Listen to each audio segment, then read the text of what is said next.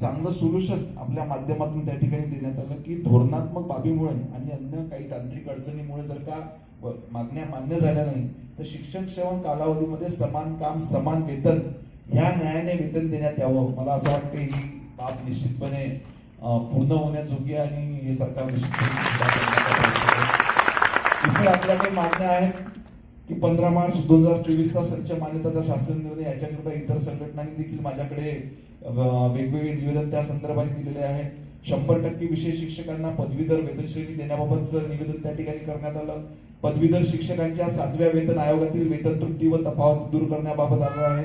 आणि नगरपालिका असो नगरपंचायत जिल्हा परिषद शाळांचा वीज हे शासनामार्फत देण्याची प्रक्रिया देखील त्या ठिकाणी शासन स्तरावर सुरू आहे. नगर परिषद शाळा सर्व शिक्षकांना 100% वेतन शासनाकडून देण्याची मागणी त्या ठिकाणी होते आहे. अशा काही राज्यस्तरीय मागण्या आहेत ज्याच्यावर धोरणात्मक निर्णय हे राज्य स्तरावर त्या ठिकाणी निश्चितपणे घेण्यात येईल. परंतु काही आपल्या जिल्हा स्तरावरच्या मागण्या होत्या म्हणून डोमेश वराडे सरांची